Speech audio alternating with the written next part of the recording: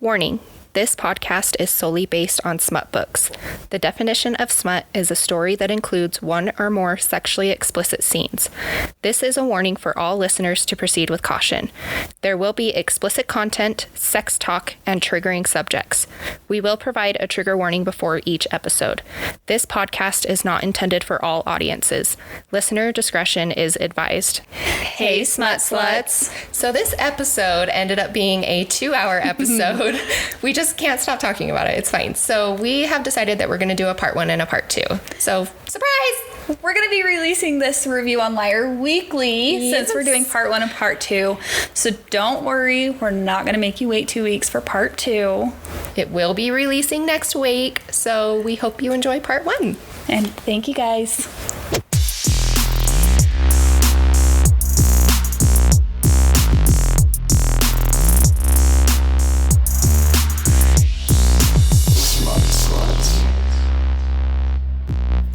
Hey, Smut Sluts. We're your hosts. I'm Tisha. And I'm Corey. And welcome back to our podcast. So today we are doing the second book in the Madison Kate series. It's Liar by Tate James.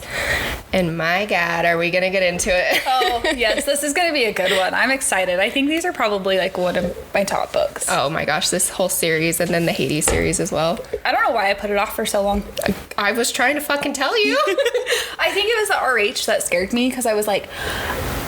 multiple dicks. I can handle like a twosome. Like a couple? Wait, threesome. Oh. Jesus Christ. I need my coffee to get in my system too. Anywho, yeah, I think it was just having multiple love interests because of that, but holy hell, I love it. It's so good. Ugh. Okay, so it is a reverse harem, a contemporary romance, enemies to lovers, a stalker romance, mystery, and a college romance. Yes, and I think the trigger warnings are going to be the same as the first one. There's murder, there's violence. There's some drugging. Yeah. Like date rape, hypno. Is that how you say it? I don't know. Have you ever seen The Human Centipede, the movie? No. Oh, you want to get it then? Nope. All right. Well, we'll just leave it at that, I guess. All right, let's jump into the synopsis. Okay, so the last book ended by MK being stabbed. Yes. In the Laughing Clown, surrounded by the guys, and she was scared shitless because she thought that it was the guys that had stabbed her. Mm-hmm. And she's like, oh my gosh, I've been living with these guys that I thought I trusted, and so this is where we're picking up from. My thing keeps hitting my thing. Mine does too. I'm like, let's move it. I copied you. Okay. Copycat. Okay, so the first chapter in this book, it is in Cody's perspective, and it's been 2 weeks since they've seen MK, and she was absolutely terrified of them. She's supposed to be discharged from the hospital that day, but they hadn't seen or heard from her. They're wondering where the fuck she is, because every time they try to go to the hospital, she'd freak out, and so they just didn't go and visit her very often. Mm-hmm. She woke up a week later, and she was like screaming when she saw them, and she said that they were the ones that attacked her, and they've been cleared by the cops, though. They obviously went in for questioning and stuff if she's making those accusations, and they were cleared, so the cops know that they were not involved. Steele has been refusing to compose as a self-punishment. They're just down, and it's kind of sad. It is really sad. I'm like, oh boys, come on. Archer had his debut fight, and he lost because she was in the hospital, and his mind just wasn't in it. So at this point, Arch is like, okay, I'm going to call the hospital. And they tell him that MK had discharged early 3 days ago, and they are like, where the fuck is she? And of course, Archer's like, I will find her. Like, yeah, so you two could stop fucking sulking and I'll fucking get her. So MK had been picked up by an Uber, and they're all pissed off and worried, and they say she wasn't coming home, not if she had any choice in the matter. We'd simply have to take her choice away. After all, we could do that, or Archer could. And that's kind of like cryptic to me, that line. And so I was just like, what does that mean? You know, when we first read this, we didn't pick up on half the shit. And then you reread them after you've read MK and Hades, and you pick up on so much more. It's crazy how much these worlds like intertwine. Yeah. And like just the shit that they say once you find out like the big twists and stuff, you're like, oh. Light bulb. Yes. All right. So then we switch back to Madison Kate's point of view. And Madison Kate discharged again 3 days before. And she's using Bree's credit cards because she doesn't want the boys to find her. And she's buying everything. She's keeping ledgers of what she owes people, but she doesn't want to fucking talk to them. So, MK is standing outside of a rundown bar. And this is when Bree calls her, telling her that the boys have showed up looking for her. Mm-hmm. But this is why MK won't tell her, because Bree's too much of a hussy to... She's like, they have nice bodies. I'll tell them anything. They showed me their nipples. Nipples. Okay, anyways. Did you just drool? I did. I totally did. Oh, how could you not drool thinking about those three? I know they're fictional characters, but come on. So we find out that MK was visiting a person from her past, and it just happens to be Zane Dath. Is that how we decided to say it? I think it's Dath, yeah. Okay. That's how they say it in the audiobook. So. Yeah. They're kind of hard. Yeah. Because it's hard when you say it your way and then you hear it that way and you're like, have I been saying it wrong this whole fucking time? So she goes into the bar because she wants questions. She knows that Zane will tell her what's going on. And is Skunk one of the gang members, or is he third in command? Because he's not there yet. I think he's in the gang, like kind of like a prospect type thing. Okay. So Skunk is there, and Skunk is also the one that Archer cut with the butterfly knife. So Zane pulls out his butterfly knife and they start kind of preparing it. Am I missing anything there? I'm like, I think that's pretty much it. With the start of it. Yeah, so I kind of wrote down some of the conversation because it's like, she went and fucking saw Zane, like the guy that she is absolutely terrified of, on his turf too. And it's like, her lady balls have dropped. Yeah. So the bartender brings her back into the room, and the Reapers and a bunch of girls are back there, and Zane's like, seems like a real stupid move for a girl with your connections. And she's like, if you mean the fact that your brother's living in my house, I have no control over that matter. I tried to get rid of him and he wouldn't go. And he's like, your house. And so they kind of banter back and forth, and he's like, seeing as you're clearly so deep in the dark you couldn't find your own cunt. And I was just oh my gosh, he's an ass. He is an ass. So they run in the family. Right. Sorry. So Skunk has 2 casts on his legs from when they fucked him up, and red scarring across his chest, and he's threatening MK for coming into their territory when Skunk got fucked up when he went on theirs.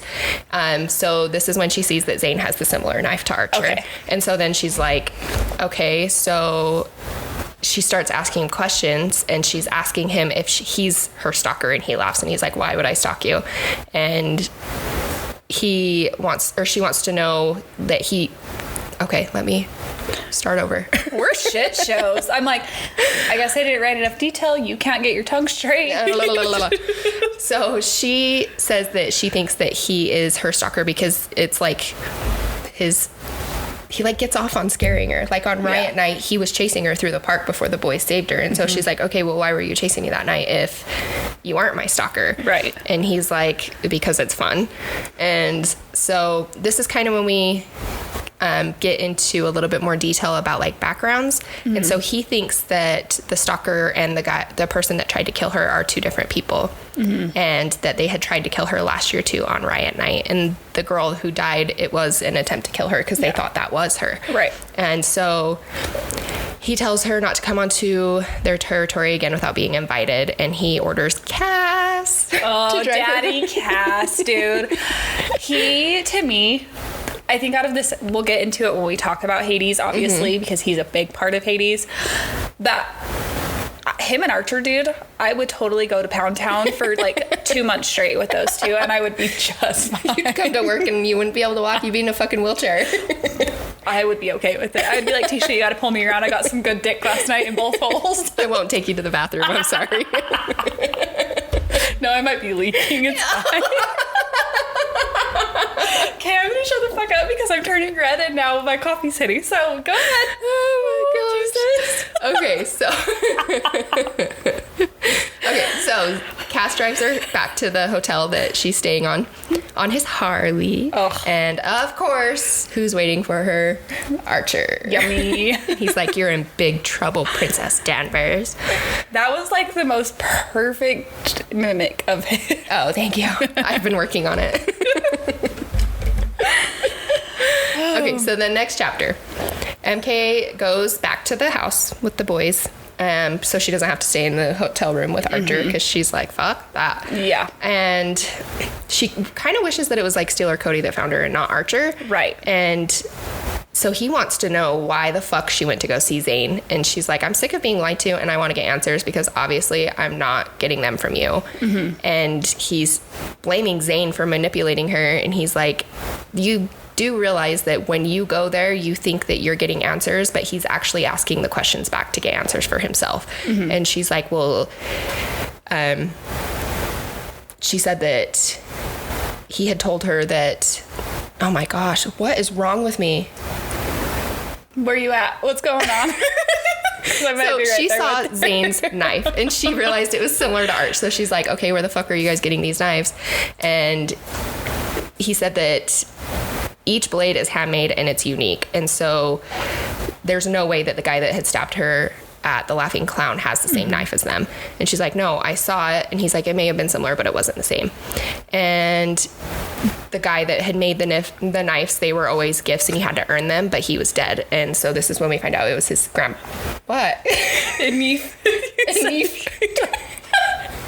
You didn't come out right. I was just like, I was trying so hard holding it. Sorry. You don't know what a knife is? Come on. A knife. That's what I'm going to start saying is a knife. So we learned that it's his grandfather, Percival Death, and he's the one that used to make the knives. Yep. Of course, they fight like they always do. Archer and MK, they literally never stop fighting until they finally fuck. Right. And then they still kind of fight after. But that's like their foreplay. That's what gets those two in the mood.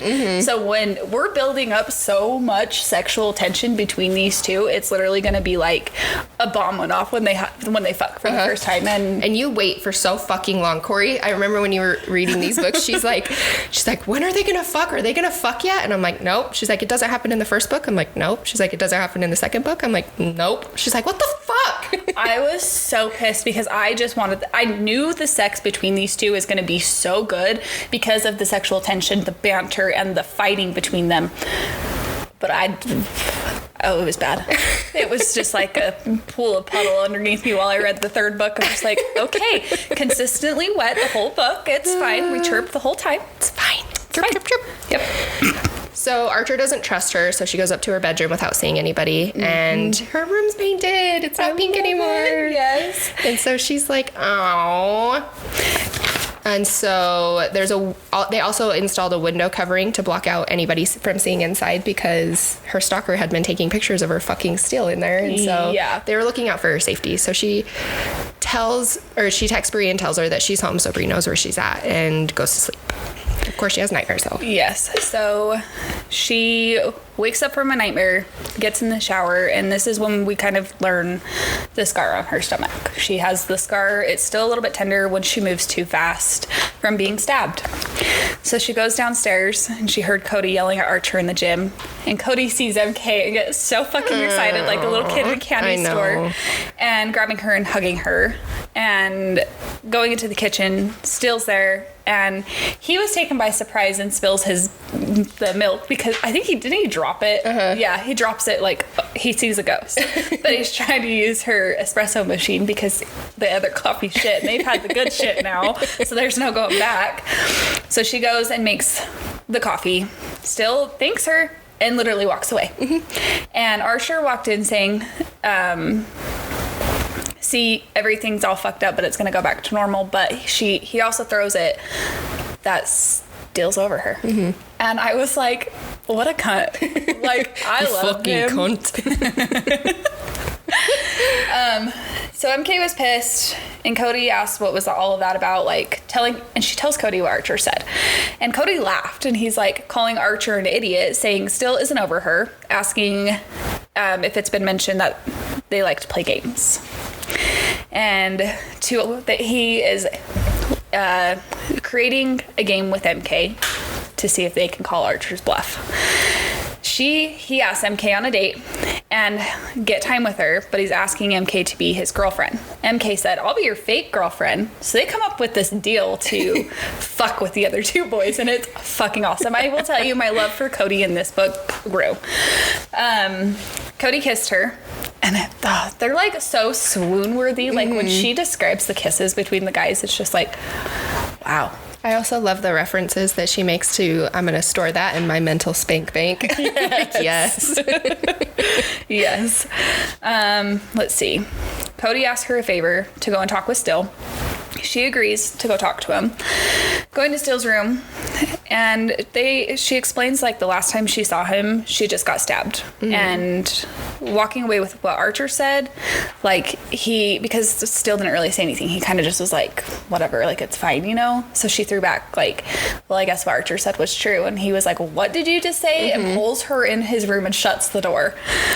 And he got pissed off because he's like, he is pissed because MK's always running. Like, she doesn't ever let them take care of her.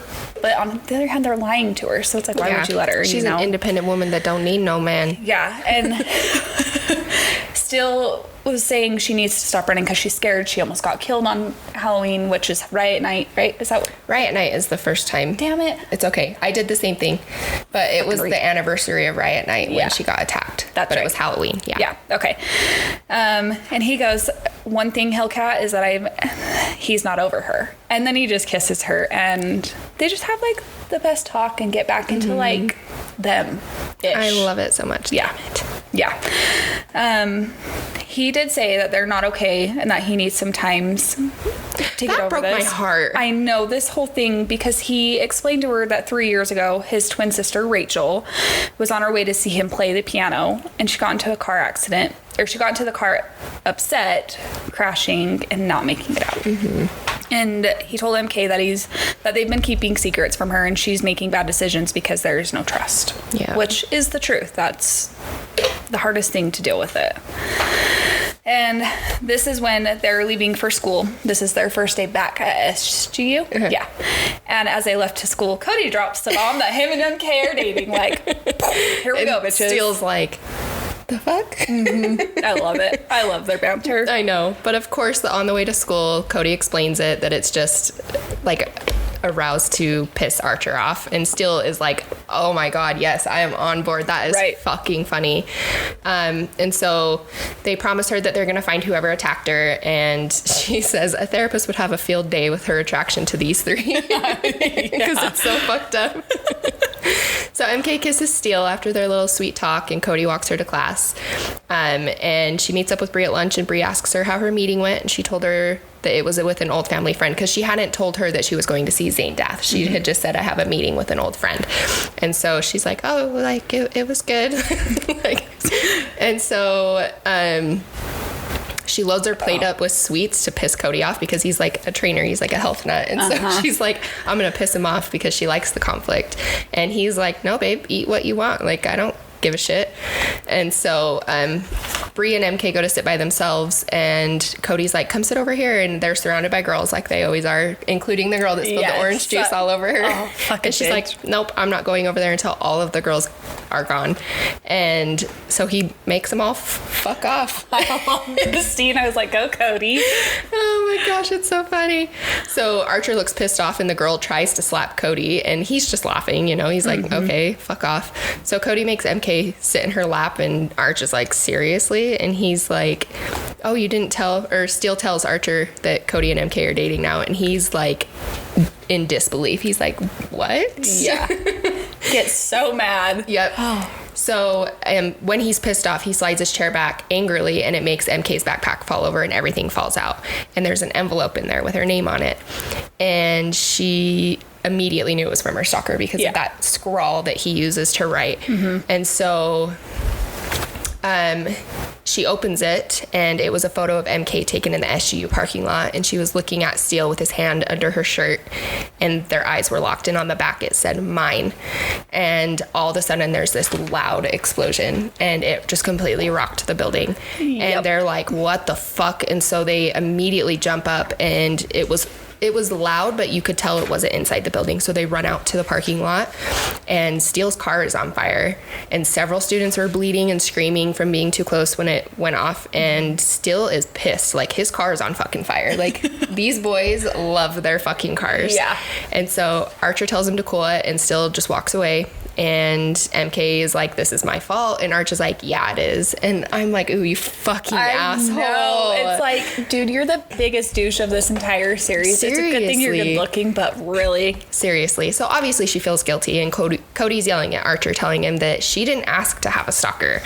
And Archer's car was right next to Steele's, and it got some damage, but the windows weren't broken, which was weird. She noted that. She's like, "How the windows not break?" And there was a message across the windshield of his car that looked like blood, and it said, "Welcome home, Madison Kate." Yeah, bomb drop. Dude, I would never, I'm not going to say what I was going to say because that's a jinx, but to have a stalker would be terrifying. Oh my gosh. Especially one like this. You know what I mean? No. Even any type of stalker wouldn't be cool. Especially when you're in your safe space and stuff like that, like your home or you're at school or something, and you have to watch your back at all times. Right, you couldn't be safe anywhere. That's terrifying. Yeah. You couldn't even go to the fucking grocery store. Yeah. It's so scary. See, this is why I don't go anywhere by myself when I have anxiety. Hashtag anxiety rules. So Bree had to drive him home since the police took Archer's black Corvette Stingray into evidence. I love that you wrote it down. I did, because they're so nice and just sexy. I love the cars like that. So it's it just makes a man, especially a bad man, better. But a bad boy. Yeah, it makes me chirp. It's that's my kink, is the bad man. I do. I love this part though, because MK's like, "I'm gonna fucking sit in the passenger seat," and she's like, when she turns around and looks at him, she's like, "It looks like a sexy sardine tin." Because all three big boys are in the back, all squished. I wrote that down. Yes. Archer let her know on the way home that the windows are bulletproof and bomb-proof. She asked why he had them, and he said just in case someone blew up the car next to his. Bree decided to stay because she wants the gossip on the three guys situation, and that she's freaked out not wanting to go home yet, which is understand. They grabbed snacks and went back to her room out of the big dick energy. I love it. And walking into the house, she hears her father's voice calling her into the formal room. And Bree's like, "Peace out, bitch. I am not staying with Samuel Danvers in the house." She walked into the room, and all three boys are seated at the table. Yep. And this is also when she meets Cherry. Candy, yeah, with those CCs, bitch. And she introduces herself, but it's in a whisper. So something's already off with this woman. Yeah. Her father takes control of the conversation that has come to his attention that she's been causing issues since she's been home. And MK gets snarky and is like, "Are you for real right now, dude? It's not my fault I have a fucking stalker." I love it. And he threw the fake porn pictures in her face that she created of the boys with Archer on the bottom. And MK got pissed, and she's like, she didn't even ask to come home when her aunt died. He forced her home. Yeah. And she's like, it was all his fault. The stabbing, the explosion, her mom's murder, because he didn't tell her about her stalker. Yep. And her father said they will be discussing new rules. That Archer, Cody, and Still were concerned with her actions, saying that she's acting out, and that that the stalker is just a cry for attention. Yeah. Twat. Her father made a comment that he would like to see her check into a Riverview Heights for a thorough assessment, but Archer actually steps in and said that he thinks she just needs more rules and boundaries. Her father said that she's not to leave the house without one of the boys. She has to go to school and come home with no Bree and no Dallas. No Breezy. What's up, Breezy? Okay. That's where I'm at today, I guess. Oh, dear Lord. So she went to leave, but Archer told her to sit down. So she did. And her father pretty much put her on house arrest. And she tells him, she says, I understand the rules you're laying out, Dad, and respectfully, go fuck yourself. Yep. And she doesn't need to live in his house. And her father yelled at her, stating that if she walked out of the house, he will have her committed to the ward for mental instability. Is that the right way to put that? Yeah. Sure. And all three guys just sat there like statues, not defending her, not trying to come to her defense, nothing. Fucking stand up for your woman. If you want that pussy, you get your ass up there and you stand up for her. Do it for the pussy. Pussy. Okay. I hate that word. I think that word is, you know how people hate moist? I hate pussy. I hate twat. Oh, I'm sorry. I've been using that and you didn't tell me this whole time. I mean, it's fine. Just don't call me one. No, I would never call you fucking twat. Can I call you a wanker? Yes, all day. I'll take a wanker. Anyways, and with them saying nothing, she glares at them all, and Archer said that it's for your own good. Ugh. Yeah. As she walked out, she could hear her still say, was that all really necessary? Her father then comments that she would be better off at River State, and Archer said, we didn't ask your opinion. That he should just take his girlfriend on a world cruise. She said she would. MK realizing that she was drugged with that being Cherry. She's been on drugs this entire time. Because she's like so out of it and like just like, yes sir, no sir, like not normal, complacent. Is that the right word to put? Yes. Okay. And MK realized that it hurt more that the boys didn't do or say anything, and that they were the ones pulling the strings. That they like her father worked for them, and it seemed like. And so she's like, so did they do this like intentionally just to get under my fucking skin, or like? Yeah. So she goes to her room. Yes. And it's only been a few minutes before someone knocks on her door, and she's like, fuck off. And Cody's like, I just want to talk to you. And she says, or he tells her that she doesn't have the full story.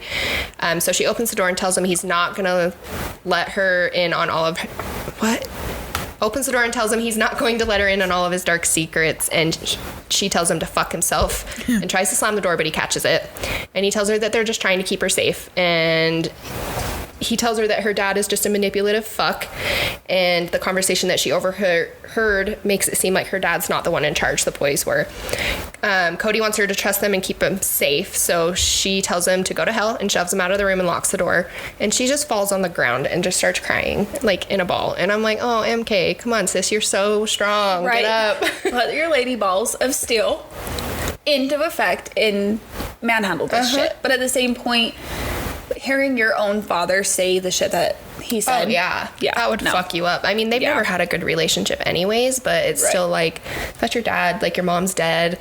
That's literally like the only person you have, and you have to live there until you turn 21 to get your trust fund. And so she's just like, what the fuck am I supposed to do, you know? Stay out of the mental institution because of her asshole of a father. Yeah.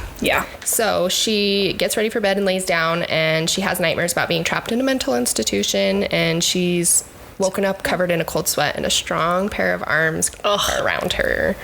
And she tells them to go away, but she's honestly lying to herself. Like, she loves it. Yes. Who wouldn't? Right? So she tucks herself into his chest, and she didn't realize it was Archer. Like, he had broken down her goddamn door because she was crying in the middle of the night in her sleep, and he cuddled her. Oh, I didn't turn my sound off my phone. I'm sorry. No. Anyways. So she tells him that she hates him, but as she's crying, she's still holding on to him. And he tells her that he hates her and that he hates himself. And she falls asleep, but when she wakes up, her bed's empty. Yes. So but Archer calls her Kate. At that. I wrote that down because I'm like, that's so sweet. His name for her, you know? Well, oh wait, no, Dallas calls her Katie, huh? Yeah. And like Castile calls her Hellcat. Cody really says like baby girl. Like Cody's the more of the cat names. Where is that right? What they're called? Something like that. And then he's Kate. The pet names. Yeah. And Kate or Princess. He calls her Princess a lot too. That's mostly when he's being a fucking asshole, right? So she gets out of bed and gets dressed, and she knew that she hadn't imagined him sleeping there because her door was broken open. Yeah. Like, how does that not wake you up, though? I'm sorry. Because you're terrified in your dreams, so. That's true. Yeah. So he was scared enough about her nightmare that he literally broke her door down. And she, like, feels a little bit sentimental about it. She's like, he's still a fucking asshole, but that was really cute. Right? There's a skosh of a notch to our point to Archer, but. Okay, so she goes downstairs for breakfast, and Cherry was in the kitchen with Archer, and she tells him that he better fix her door, and she won't be held hostage without the illusion of privacy. So Cherry's trying to talk to MK, but she seems nervous, and MK kind of pities her. So Cherry tells Cherry tells her that the boys are intense, but they went through a lot when they were little, and they'll do anything to keep her safe from her stalker. And at that moment, Steele walks in as Cherry's walking out, and he tells her that Archer's driving her to school today, and she's like, fuck that. And he's like, ride with Arch or you don't go. And so she tries to do calming breaths because she's so pissed off. That's what her aunt had kind of taught her in Cambodia too, is like, breathe, bitch, breathe. Yeah. So Steele says that his car got blown up yesterday, and Arch has bulletproof glass. So that's basically that's it. Like, that's how she's getting to school from now on because of the attacks. Yeah. And so she asks him why he has the bulletproof glass, and Steele's like, you know what? Like, you're going to have to ask him about that. That's not my story to tell, which I love how loyal they are. I think it's so cute. So she gets ready for school and goes into the garage, and Archer's by a black sports car, and she says that it matches his soul, which I love. I know. I love it. I'm like, yep. Yep. So they drive to school in silence, and when they get there, he says, you're actually kind of adorable when you're asleep, princess, mainly because you're silent. I know. I loved it. I'm like, they're shitty to each other. They are so shitty. So then as the weeks went on, MK ignored the boys, only talking to them as needed. She's so pissed. And she wanted to figure out what the fuck was going on. So her and Bree would go into the library instead of the dining hall. And as they were there one day, Bree commented, they can't keep her locked up forever, aside from making their lives a living hell from withholding her magical convetted, I think that's what it was, vagina. What else have you been doing to make them break? I love Bree. I do too. Like, oh. And she's like, and asked if she tried to get them to shift gears, getting the boys on her side. And MK says, like, how they're all doing the bros before hoes comments and lifestyle, and Bree made the comment to use her magical vagina. Bree asked if she ever wondered if the boys were actually there to protect her because she's really worried about her. And MK said that it will take more than what's happened to take her down. Bree cried as she remembered what happened to MK, and Bree said that she can't blame the boys because MK is incredible and that it's no wonder they're all hopelessly in love with her. And MK laughed, they're all acting like misogynistic assholes because they're in love and acting over irrational because of it. Yeah. And I'm just like, they're fucking, like, who comes up with these terms? This is also when she kind of mentions, like, you can't tell me you haven't dreamed of an RH situation. Oh, yeah. And Bree's like, why haven't they gotten over her behavior and just spanked her yet? And MK's like, she doesn't understand how they got control of her father. That's what she's trying to figure out, is they're obviously the ones pulling the strings, so how? Yeah. There's a bigger story above this. Because Samuel Danvers doesn't answer to anybody but himself, so. Yeah. And Bree stated she's in the best position to find out. Use your magical vagina and get them boys to fucking talk. So MK kind of just sat there and was trying, like, putting it all in her head, like, that she would be a dumbass not listening because of her stalker. She feels bad because she didn't realize that it hurt Bree at the same sense. Like, maybe the boys really are there to protect her. And Bree said that she should do it. She should just use her shit and go and be like, all right, bitches, let's fucking figure this out. Our answers. And MK admits that she's thought about it, but could you imagine Archer trying to share a woman? Pretty sure he would struggle to share a burrito or a taco, if you catch her drift. And as she said this, she choked, realizing that Cody was there smiling. His eyes were full of amusement, telling her that Archer is pretty good at sharing when the incentive is right.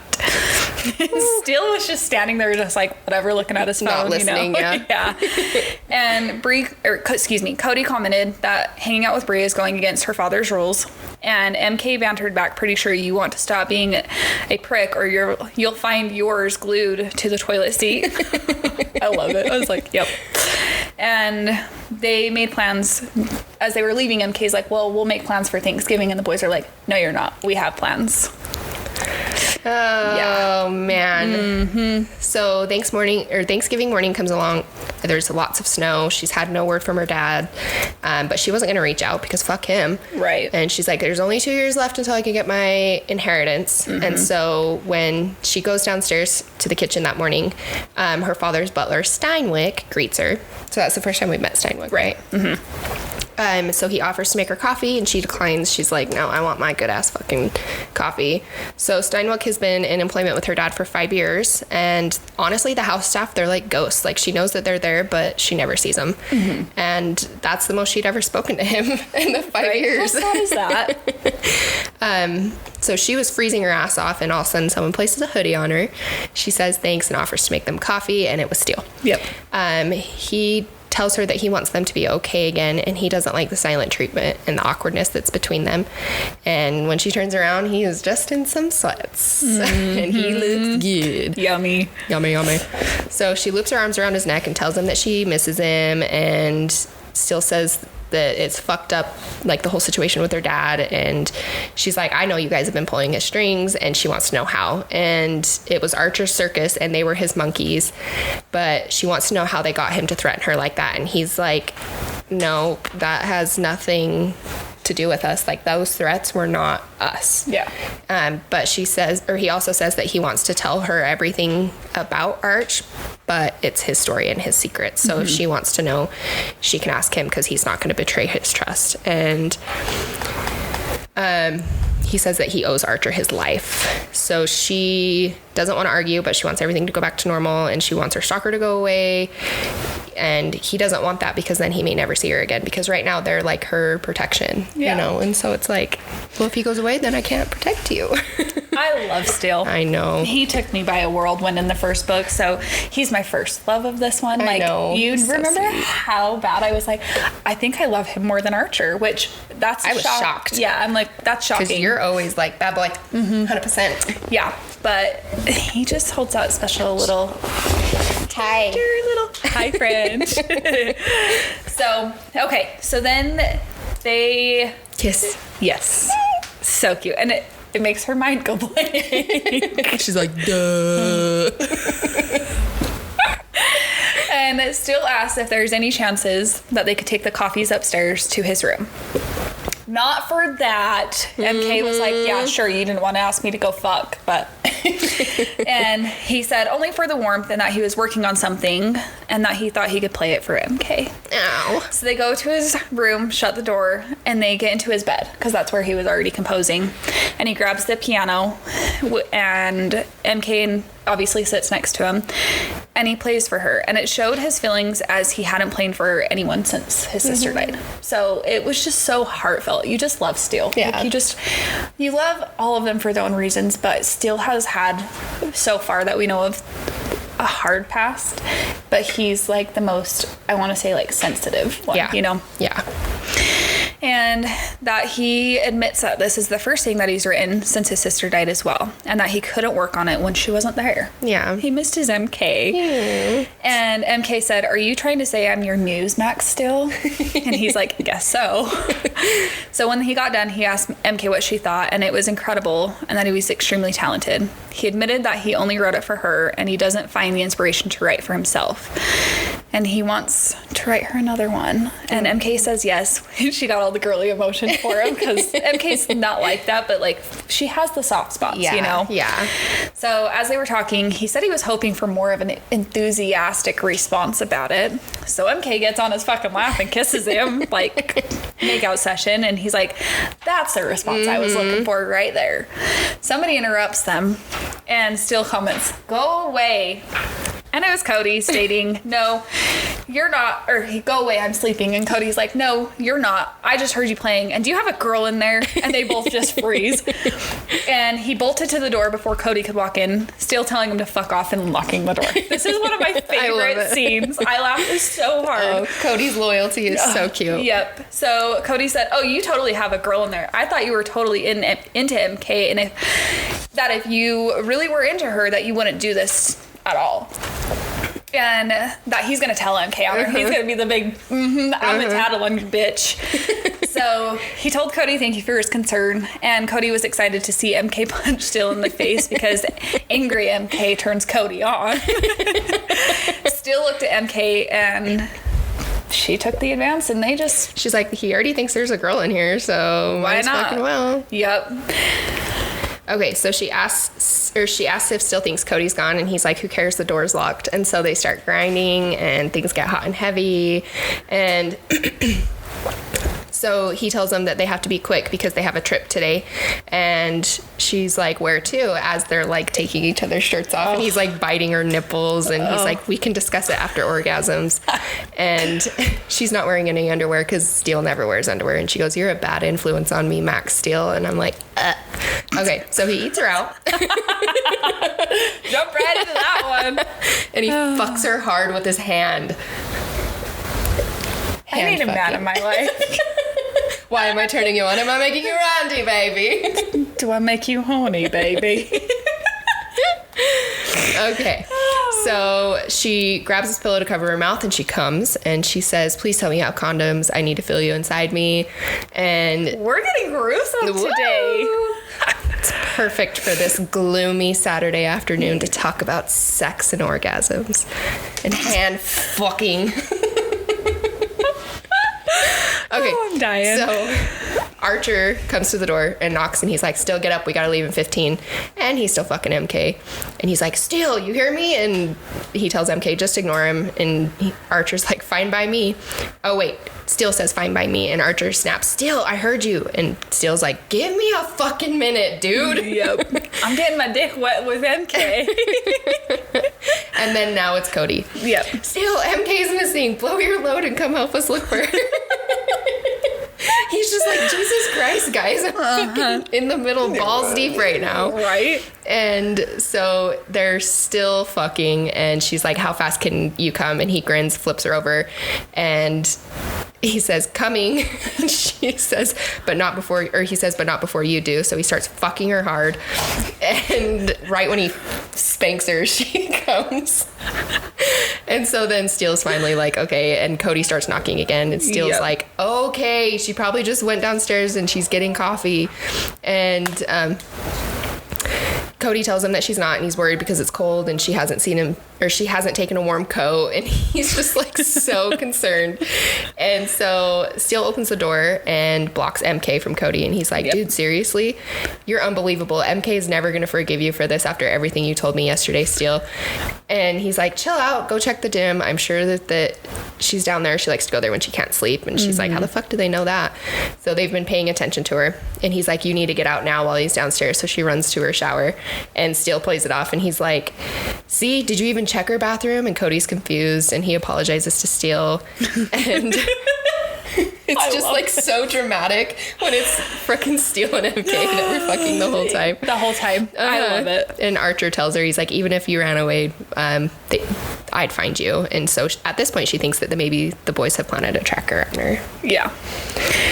So MK takes her time to get ready to leave, and she decides that Archer was full of shit, and he just wanted to make sure she heard him thinking that he put a tracker on her. She came downstairs, she made coffee, asking where they were going today. Archer commented that, yes, we are going somewhere today, asking how she knew that. Playing it off, she heard Cody yelling this morning, Still saved her some breakfast and that she needed to eat fast so they could leave. She asked again where, and Archer told her that it was a surprise. Cody clears his throat, staring at Still, asking if he has something to tell MK this morning. MK commented, what did you need to tell me, Max Still? And he was trying not to smile, stating nothing, glaring at Cody, and that he was just stirring shit. Archer glared. like Archer does. Always. That's just his face. Right. Cody commented in the third person that he was not stirring shit and that there was a girl in the bedroom. Bedroom. I don't know why I put bathroom. And Archer was sitting there with a little glee in his eye because he's a fucker. And still said that he didn't sneak anyone out, so that he was just watching porn. Archer said, bullshit, porn doesn't sound that good. And she's just like choking on her food. She's trying so hard not to laugh. And she clears it. Everyone was staring at her with anger and worry with heated desire, realizing that they saw her scar. Oh, yeah. Yeah, because her shirt rose up. So MK asked Steele if she was a better lay than her. Steele looked turned on, stating that no one is better than her, Hellcat. Archer got pissed and just said he's going to the truck and put the bags in it. Cody was watching her suspiciously. And that she is being really chill this morning and packed for cold and not fancy.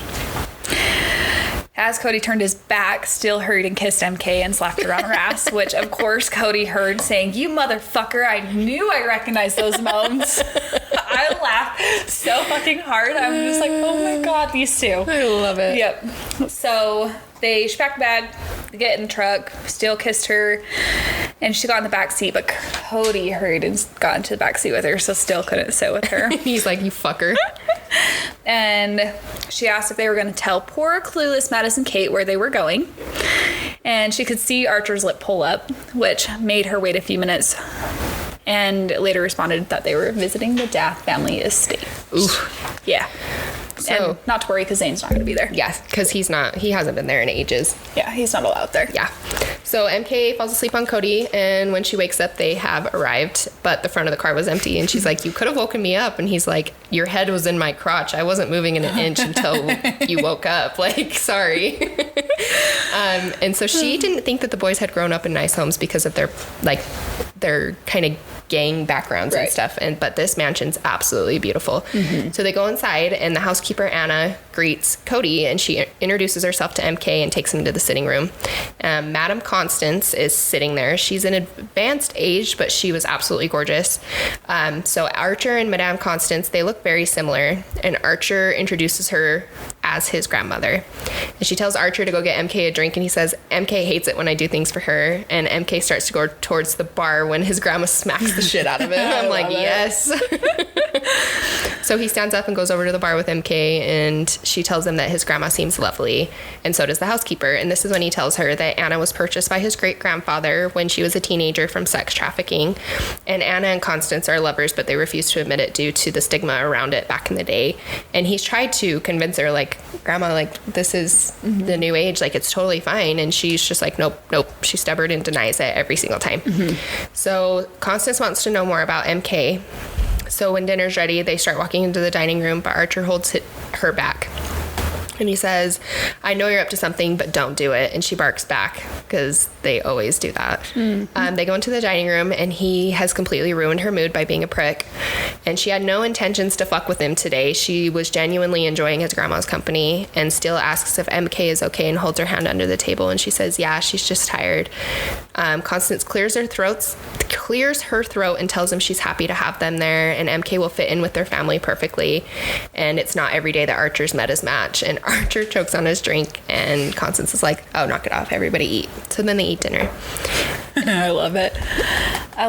I know. So after dinner, Constance went to bed, and MK asked Archer when he was going to tell her why they were there, because obviously there's an ulterior motive, because it's Archer.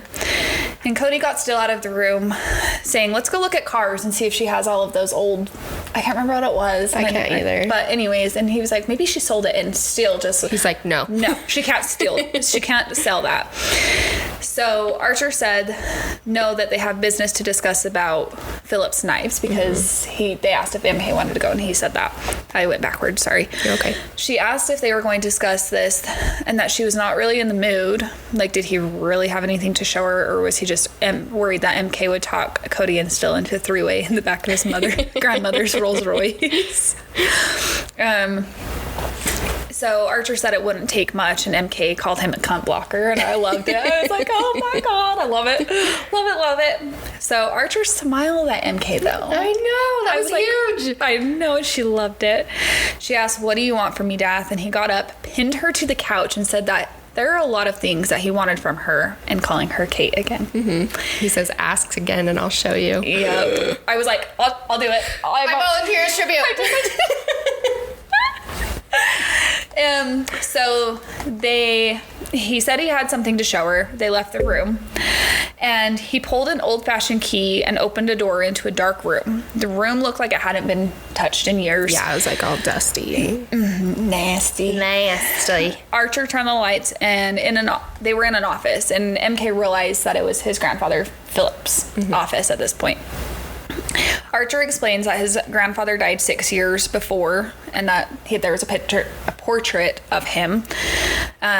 He pulled the frame off the wall, showing that there was a safe behind it. And Archer wasn't breaking in since he owned it.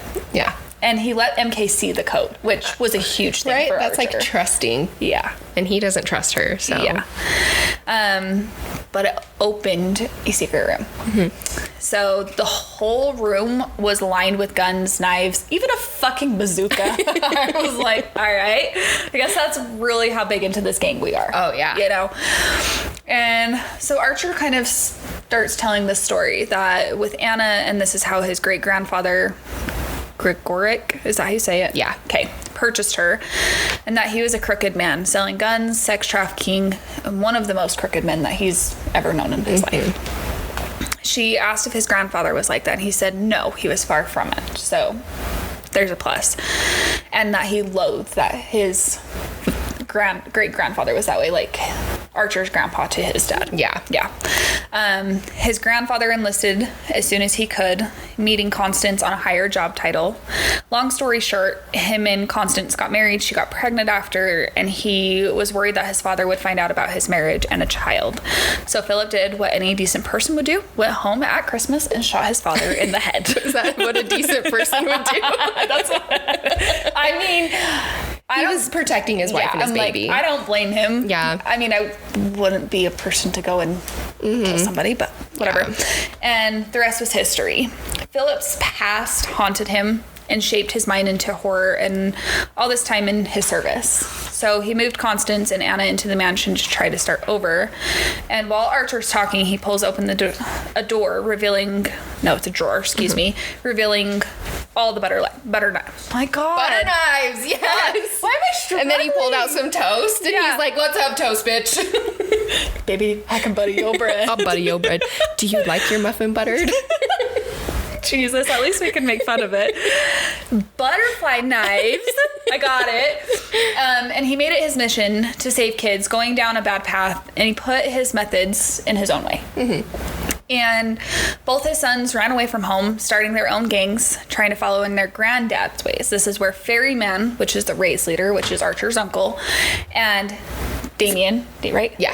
Is the Reapers. Yeah. Yeah. Okay, so that's what happened. That's how the gangs have gotten started. And that he and Damien turned their backs on Philip and Constance for a good reason until Zane was old enough. Philip saw a way to try and fix the relationships. Mm-hmm. And at this point, MK's like, why are you telling me all of this? And Archer comes and like cages her in against the wall and said that he doesn't know, maybe it was a test. And I'm just like, here we go. And would she use this against him in her quest and vengeance? And she says, maybe, depends on how bad you piss me off. And MK asked Archer what he wanted from her, and his blue eyes heated, and Archer kissed her passionately. And then she was bold for doing that, though. Yeah, and then he wrenched himself away. Pussy. Right. Pussy. And MK asked, what in the actual fuck is your problem with you either want me or not? Mm-hmm. And his mood swings are getting too much for her mental capacity. And he laughed and told her to go to bed because he doesn't fuck desperate chicks. Oh. And MK, being disappointed, telling him, screw you, that you are a damaged piece of shit and he doesn't deserve her. And leaving the room as soon as she hit the staircase, she cried. He makes her cry so much. It's bullshit. Asshole. Yeah. Okay, so she struggles to sleep that night, and she calls Bree in the morning to bitch about Archer, and Bree suggests to sneak into Archer's room to super glue his nuts to his leg. I love it. So I'm like, not a bad idea, Bree, not a bad idea. All right. So in the morning, Steele knocks on her door and invites her to go for a walk, and she agrees. He pulls her into a kiss, and she asks, what was that for? And he's like, do I need a reason to kiss you? And I love it. I did too. So Cody walks in and tells her there's a thing called sharing. I died. There's a lot of like hinting at the RH in this book. Yes. So they go down for breakfast, or he invites them to go down for breakfast, but she says that they're going for a walk. Cody tells him that he's dumb because she hasn't had her coffee yet, and she's like, that's pretty fair, babe. I probably should have some coffee first, which I relate to that on every level. Right. So they go down for breakfast, and Steele asks Archer if he told her about the butterfly knives, and she says not really. She learned that Cody's studying sports therapy, and he tells her that he goes to his clients' houses for training, because she was wondering, she's like, well, no one ever comes to the house, so like, are you even successful? Like, so that's when Archer walks in, and of course he has a scowl on his face, and he slams something on the table in front of her, and it's her own knife. Tinder. I know. And she's like, what the fuck is this for? And Cody and Steele are like surprised. Mm-hmm. And he says, you're the walking definition of a victim. She's like, I appreciate the gesture, but I don't want it. And he's like, you're gonna fucking keep it, and try not to stab yourself on accident before Cody teaches you how to use it. And he storms out, and Cody's like, what the fuck happened between you two last night? Mm-hmm. And Steele's like, he's never gifted anyone one of his grandfather's knives before, and so she feels like all warm and fuzzy over it. Right. And Cody's like, okay, well, we can train that day with a knife, and he asks her if she has something else in mind, and she says maybe later, and Cody's like, yes. Yep. I just was like, oh my god. And I think they high five at that point. Oh yeah. Too. Yeah. Them and their fucking high fives, I know. Dude. So they stayed at this state all weekend, but they had to be home Monday morning for exams. And so as they were leaving, MK stayed behind a little minute and said it was great meeting Connie, which is Constance. Mm-hmm. And it was great meeting her. And Constance says that it was great meeting the woman in her boys' life. And MK told her that her grandson loves her more than MK thought, and that he would just wants her to be comfortable. Like, let your relationship out. Like, they love you. And so as she went to get in the back seat, she realized it was full. Archer commented that the boys were fighting who was going to sit next to her, so she needed to ride in the front seat. So MK's trying to make talk on the way home if they all have exams, blah, blah, blah. And Cody was like, I'm confident in mine. And Steele's like, I didn't know what he wanted to do with his degree. Like, he's kind of like a lost little puppy. She turned to Archer asking if he had exams, and he came back asking why does she care unless she's going to use it against him.